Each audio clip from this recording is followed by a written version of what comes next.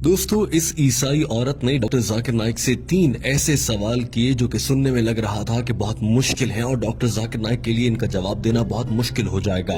इस औरत ने ये भी कहा था कि अगर डॉक्टर जाकिर नाइक मेरे सवालों का सही जवाब दे देंगे तो मैं यहीं खड़ी खड़ी इस्लाम कबूल कर लूंगी। इस औरत का पहला सवाल ये था कि मुसलमान जब हज पर जाते हैं तो आबे जमजम और खजूर लाते हैं, इसी तरह से हिंदू अपने मंदिर की प्रसाद लाते हैं और प्रसाद सबको खिलाते हैं, तो इन दोनों में तो कोई फर्क नहीं हुआ। इस औरत ने कहा कि मुझे इन दोनों में कोई फर्क नजर नहीं आता। इस औरत का दूसरा सवाल ये था कि एक मर्द के साथ जिनसी ताल्लुक क्यों नहीं बना सकता, इसी तरह से एक औरत के साथ जिनसी ताल्लुक क्यों नहीं बना सकती। इस्लाम में हम जिन्स परस्ती से मना क्यों किया गया है। ये औरत जानना चाह रही थी कि शादी के बाद ही ऐसा करने की इजाजत क्यों है, अपनी जिनसी लज्जत हासिल करने के लिए शादी की जरूरत क्यों होती है। और हम जिन्स परस्ती जिसमें मर्द को औरत के साथ करने वाली लज्जत ही महसूस होती है या औरत को मर्द के साथ वाले ताल्लुक की लज्जत ही महसूस होती है, उससे मना क्यों किया गया है। इस ईसाई औरत का तीसरा सवाल ये था कि जन्नत में हजरत आदम अलैहिस्सलाम के कहने पर अम्मा हवा ने कुछ खाने का फल खा लिया था जिसकी वजह से आज तक उन्हें भुगतना पड़ रहा है और औरतों को बच्चे पैदा करने की जिम्मेदारी दे दी गई है कि औरतों को ही इसी दर्द से क्यों गुजरना पड़ता है। इस औरत ने कहा कि मेरा सवाल ये है कि क्या ये सच है कि औरतों को बच्चा जनने की तकलीफ इसीलिए दी गई है क्योंकि अम्मा हवा ने हजरत आदम के कहने पर गलती से वो फल खा लिया था, इसीलिए सारी दुनिया की औरतों को सजा के तौर पर अब बच्चा पैदा करने की तकलीफ से गुजरना पड़ता है।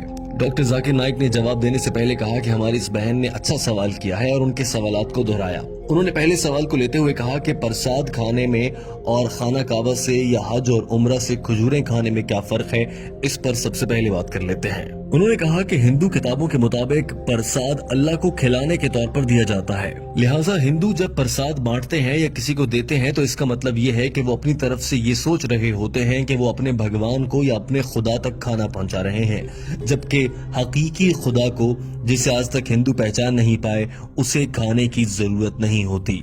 अल्लाह ताला कुरान पाक की सूरा इनाम में फरमाता है, अल्लाह सबको खिलाता है मगर अल्लाह को किसी के दिए गए खाने की जरूरत नहीं है। किस इंसान की ये जरूरत है कि वो अल्लाह ताला को खाना खिलाने का सोच सके या ऐसी बात कर सके। डॉक्टर जाकिर नाइक ने कहा कि कुरान पाक में 3 से 4 मरतबा ये कहा गया है कि गैरुल्लाह के नाम से मंसूब करके खिलाया गया खाना हराम होता है, यानी अल्लाह के सिवा किसी को शरीक ठहराते हुए उसके नाम पर दिया गया कोई भी खाना हराम होगा। लिहाजा चूंकि प्रसाद गैरुल्लाह से मंसूब होती है तो वो खाना हराम है। अब बात कर लेते हैं खजूर की, जो कि मुसलमान खाना कावा से या उम्रे से वापसी पर लाते हैं। हम मुसलमान खजूर खाते हुए या आबे जमजम पीते हुए ये हरगिज नहीं कहते कि हम अल्लाह को खिला रहे हैं। और सऊदी अरब का सबसे मशहूर फल खजूर है, वहाँ की खजूरें बहुत मशहूर हैं। यही वजह है कि कोई भी मुसलमान वहाँ से खजूरें लाता है और ये कभी नहीं कहता कि मैं अल्लाह को खाना खिला रहा हूँ, नौजुबिल्लाह। डॉक्टर जाकिर नाइक ने कहा कि ये भी जहन में रहे कि खजूर बहुत मुफीद ग़िज़ा है और सेहत के लिए भी बहुत अच्छी है, लेकिन याद रखिए अगर हिंदू प्रसाद के नाम पर खजूर भी देगा तो वो खाना हराम है क्योंकि ये गैरुल्लाह के नाम से नामजद या मंसूब है, लिहाजा मुसलमान इसे नहीं खा सकते और ये खाना हराम होगा भले कोई हिंदू प्रसाद की सूरत में खजूर ही दे रहा हो। दूसरे सवाल की जाने बढ़ने से पहले डॉक्टर जाकिर नाइक ने कह दिया कि ये है हिंदू और मुसलमान में फर्क कि मुसलमान ऐसा नहीं समझते कि उनके बनाने वाले रब्बे ताला को, अल्लाह को किसी के खाने की जरूरत है, जबकि हिंदू ऐसा समझते हैं कि उनके भगवान को खाना खिलाने की जरूरत है। डॉक्टर जाकिर नाइक ने कहा कि हमारी इस बहन का दूसरा सवाल ये था कि हम जिन्स परस्ती क्यों गलत है, मर्द के साथ और औरत के साथ सेक्स या जिनसी ताल्लुकात क्यों नहीं रख सकते, जबकि मकसद तो लुत्फ लेना ही होता है और इसके लिए शादी करने की क्यों जरूरत है, शादी के बगैर ये सब क्यों नहीं किया जा सकता। डॉक्टर जाकिर नाइक ने इसका जवाब देने के लिए कुरान पाक की आयत का हवाला दिया और कहा, अल्लाह ताला कुरान पाक की सूरह असरा आयत नंबर 32 में फरमाता है कि ज़िना के करीब मत जाओ क्योंकि ये बेहयाई और बुरा रास्ता है। और कुरान पाक में एक और जगह इरशाद फरमाया गया है कि और तुम मर्दों के साथ जिनसी ताल्लुक रखते हो यानी तुम हद से गुजरते हो, बिलाशुबा ये बेहयाई है, यानी तुम इस्लाम में लगाई गई हम जिन्स परस्ती पर पाबंदी को तोड़ने वाले हो जो कि हराम है। और अल्लाह ताला ने मियाँ बीवी के लिए एक दूसरे के दिल में मोहब्बत रख दी है, बेशक गौर करने वालों के लिए इसमें बहुत सी निशानियां हैं। लिहाजा हम जिन्स परस्ती से लज्जत लेना कुरान पाक की रूह से इंतहाई गलत है اور ہم جنس پرستی میں لطف تو ہو سکتا ہے مگر محبت نہیں ہو سکتی، جو کہ اللہ تعالیٰ نے خالصتاً میاں بیوی میں ایک دوسرے کے لیے رکھتی ہے۔ اور سائنس بھی یہ کہتی ہے کہ انسان حقیقت میں ہم جنس پرستی کو ناپسند کرتے ہیں۔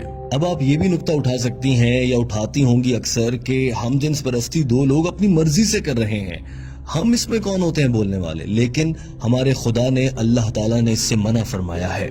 ڈاکٹر ذاکر نائک نے کہا کہ اسلام نے اس حوالے سے شادی کو اسی لیے رکھا ہے، اسی لیے انسان میں جنسی لذت حاصل کرنے کی خواہش بھی بہت زیادہ رکھی گئی ہے تاکہ وہ جلد از جلد شادی کریں اور اس کے بعد ان کی اولاد نرینہ ہو اور انسانوں کی آمد کا سلسلہ قیامت تک یوں ہی چلتا رہے۔ اور اگر ہم جنس پرستی ہوگی تو بچے کیسے پیدا ہوں گے؟ ڈاکٹر ذاکر نائک نے کہا کہ حضرت محمد صلی اللہ علیہ وآلہ وسلم نے ارشاد فرمایا کہ میاں بیوی کا آپس میں جنسی تعلق رکھنا دراصل عبادت ہے۔ اور آج سائنس ہمیں یہ کہہ رہی ہے کہ ایک جانب وہ لوگ جو شادی کرتے ہیں مختلف جنس کے لوگوں سے اور دوسری جانب وہ لوگ جو ہم جنس پرستی کرتے ہیں ان کے درمیان موازنہ کریں تو شادی کرنے والے لوگ زیادہ خوشگوار اور اچھی زندگی گزارتے ہیں۔ ڈاکٹر ذاکر نائک نے یہ بھی کہا کہ اسلام، یہودیت، عیسائیت اور تمام مذاہب ہی ہم جنس پرستی سے روکتے ہیں اور یہ انسان کی صحت اور اس کی نفسیات کے خلاف ہے۔ ڈاکٹر ذاکر نائک نے کہا کہ میں جب کینیڈا گیا تو میں نے وہاں پر دیکھا کہ ہم جنس پرستی کے اشتہار لگے ہوئے تھے، جبکہ کینیڈا جیسے ملک میں اس سے منع کیا گیا ہے۔ پوری دنیا میں اس سے منع کیا جا رہا ہے اور اب دنیا کو یہ سمجھ آ رہی ہے کہ یہ کام غلط ہے اور پوری دنیا اب ہم جنس پرستی پر پابندی لگا رہی ہے، مگر بھارت میں ہم جنس پرستی کو اور اس رواج کو فروغ دینے کی باتیں ہو رہی ہیں اور اسے عام کرنے کے لیے قانون بنانے کی باتیں کی جا رہی ہیں، جو کہ غلط ہے۔ ڈاکٹر ذاکر نائک نے تیسرے سوال کی جانب بڑھنے سے پہلے یہ بات واضح کر دی کہ ہم جنس پرستی آپ کو جہنم میں لے کر جائے گی۔ اور اب آ جاتے ہیں تیسرے سوال کی جانب۔ ڈاکٹر ذاکر نائک نے کہا کہ تیسرا سوال یہ تھا کہ اگر اما حوا نے جنت میں گندم کا دانہ کھایا اور وہ دنیا میں آ گئیں تو اب اس کے بعد سے دنیا کی ساری عورتوں کو بچہ جننے کے لیے وہ تکلیف سہنا پڑے گی اور یہ اس بات کی سزا ہے۔ انہوں نے کہا کہ ایسا غلط ہے، دراصل یہ بائبل میں لکھا گیا ہے اور بائبل کی وجہ سے ہی عیسائی حضرات یہ خیال کرتے ہیں کہ عورت کو بچہ جننے کی تکلیف سے اسی لیے گزرنا پڑتا ہے کہ اس نے جنت میں گندم کا دانہ کھا لیا تھا، مگر اسلام میں کہیں بھی ایسا نہیں کہا گیا کہ اس غلطی کی اکیلی ذمہ دار اما حوا تھی۔ ہر موقع پر دونوں کو ہی قصوروار ٹھہرایا گیا ہے۔ قرآن پاک میں 3 جگہ ایسا آیا ہے جس سے اندازہ ہو جاتا ہے کہ اس غلطی کو دونوں ہی پر ذمہ داری ڈالی گئی تھی۔ مثال کے طور پر ایک جگہ کہا گیا کہ ہم نے ان دونوں کو منع کیا کہ گندم کا دانہ نہیں کھانا، ایک اور جگہ کہا گیا کہ ان دونوں نے اللہ سے معافی مانگی، اور ایک اور جگہ کہا گیا کہ ان دونوں کی غلطی پر ہم نے انہیں سزا کے طور پر دنیا میں بھیج دیا۔ ہر جگہ پر دونوں کا ذکر ہوا ہے، اکیلی حضرت اما حوا علیہ السلام کا ذکر نہیں ہوا۔ لہٰذا قرآن پاک کی روح سے حضرت اما حوا اور حضرت آدم علیہ السلام دونوں ہی ذمہ دار ہیں۔